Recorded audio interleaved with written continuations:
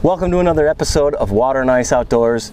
Today I'm talking about quite possibly the best spring bait or lure to use in your arsenal, and that's the jerkbait. Stay tuned.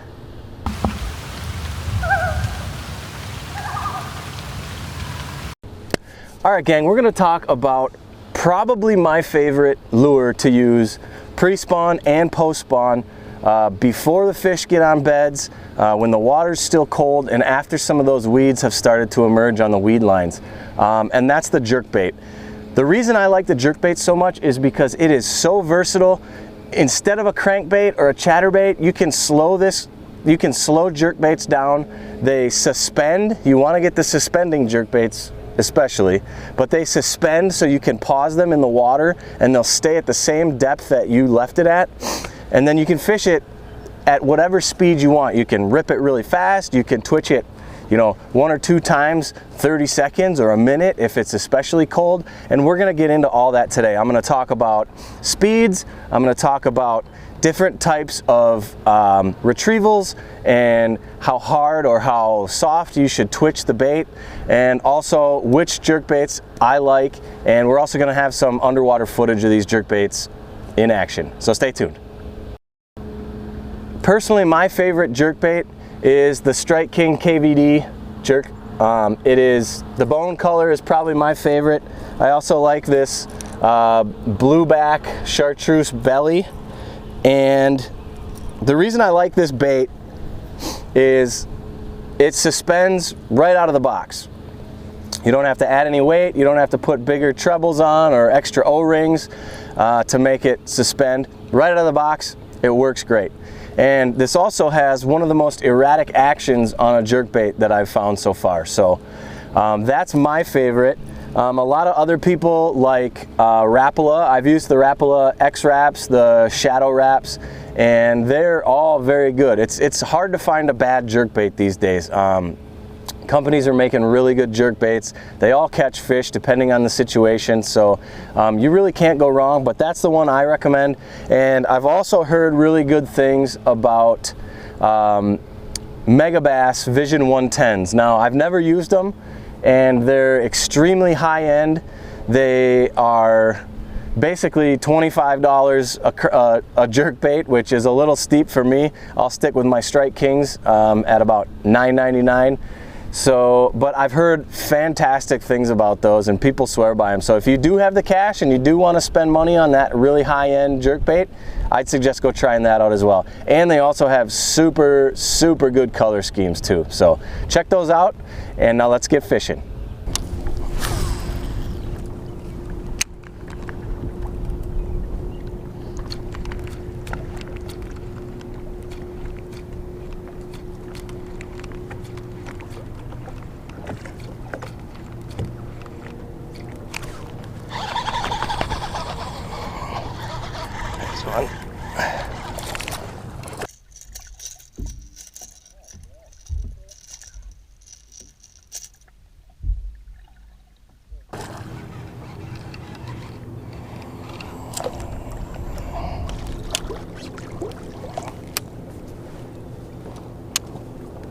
There we go.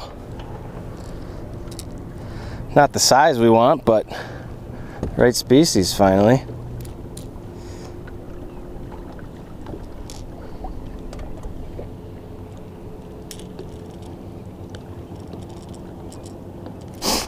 There's one, guys. Not the fish we're looking for, but you know, he's healthy. Got a little belly on him. We'll keep going here. Tried to poop on me, missed.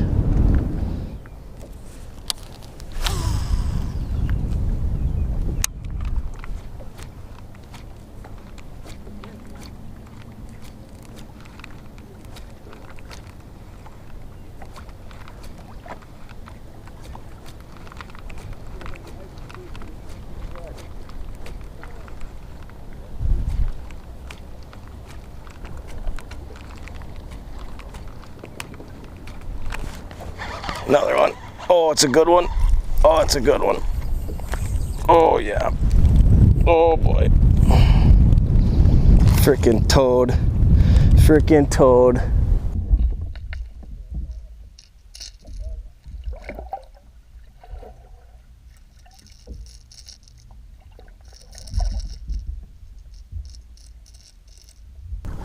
Not well, God, he looked bigger in the water.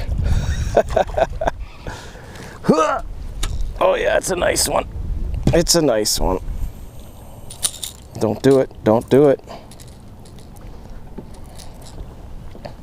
Ha! You guys, that is what I'm freaking talking about. Stud tanker. Stud tanker, KVD jerkbait, bone color. You can't go wrong with it. Can't go wrong with it. Gotta love it. All right, guys. The way I like to jerk fish, and I apologize if the wind noise is bad. It's pretty windy today, but it's actually really good conditions for jerk baiting. So I like to cast it out, and then what I'm gonna do is just twitch every now and then, and I'll change my cadence up a little bit. I'll go 1 twitch, 2 twitch, 1 twitch, 3 twitch, and let it sit.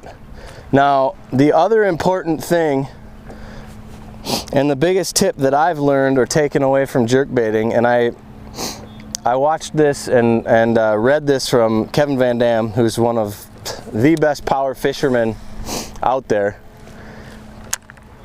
You want this lure to fall on slack line. You don't want to reel up until your line is tight and then twitch. Now I'm going to focus down on my hands. You can see my line is slack right now. That's where you want to twitch. And the other big thing is you want your rod to recoil naturally. So you don't, if you're watching my rod right now, you don't want that rod to, you don't want to twitch and hold that twitch here. You want to let your rod bounce back to the direction that your lure is. And what that does is that allows it to jerk off in, that allows it to dart off in different directions instead of just going straight down. Because if you don't have slack line, all that's going to happen is your jerkbait is going to go straight down and straight down and straight down. But if you're using slack line, if you're keeping your line slack and letting your rod recoil, it's going to go this way, and then it's going to go that way, and then it's going to go up, and it'll go down, and it'll go in about 8 different directions.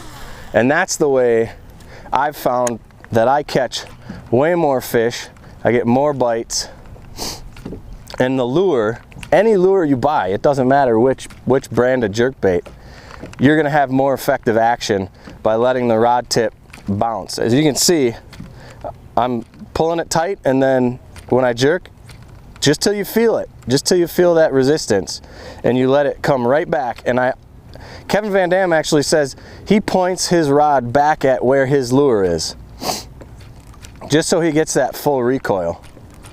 And I think that's an amazing tip, and it's really made the difference for me. And I think I've caught more fish because of it. And I'm gonna try and get you some underwater footage here so that you can see just how good that action can be.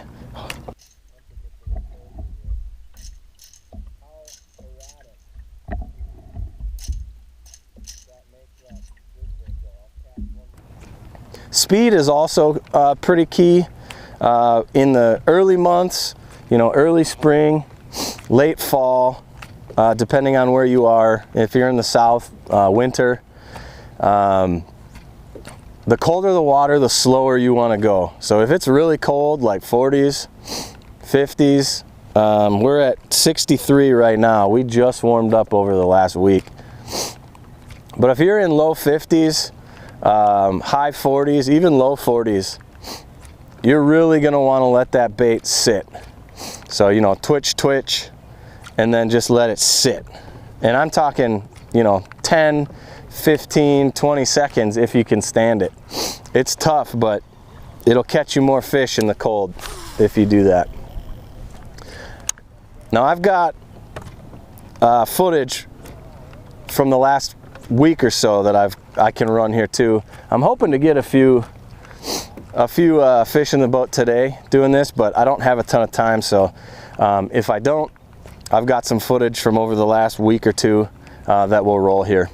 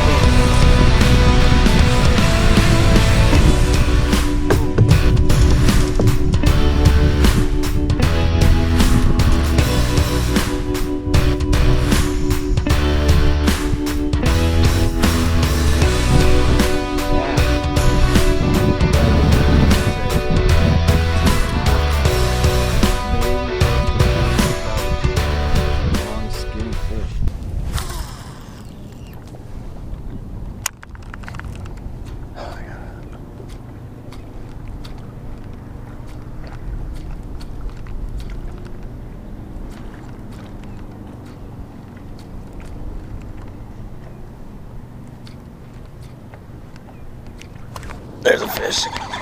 Good one. Well, decent one, I think.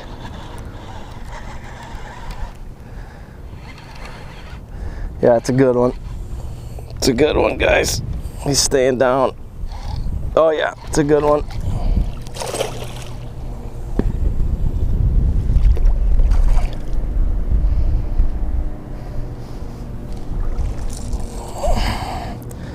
It's probably 2 or 3 pounder right there. Take those all day. Don't do it. Don't do it. Probably 2 pounder.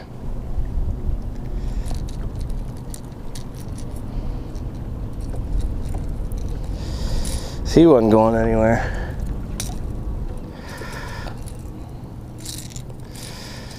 Oh, neither am I apparently. Not bad, man. They are. Look at that belly. They are thickening up. All right, kids. Let's let this one go.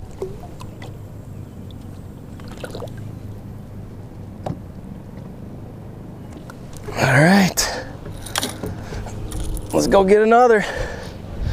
I like to throw my jerkbait on a 7-foot medium heavy fast action rod. You want a little bounce in that rod tip to give the lure a little extra action and some forgiveness.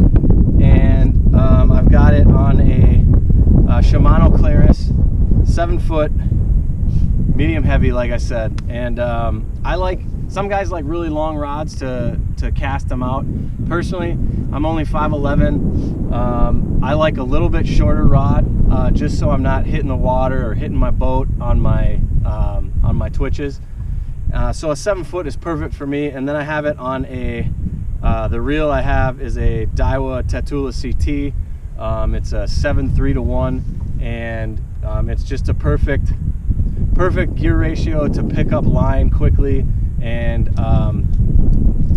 gives you plenty of power to get those fish in and plenty of speed for when those fish hit your bait on a pause, which they do, and knock slack in your line. You want to be able to pick up line quickly and gain ground on that fish so you can set the hook effectively. So Guys, I hope you really enjoyed this video. I hope you learned something. If not, I hope you enjoyed the footage and the catches. Thank you, as always, for watching Water and Ice Outdoors. If you enjoyed the video, please, please, please hit that thumbs up. It really helps my channel. And if you like the video and want to see more, please click that subscribe button. Love you guys. We'll see you next time.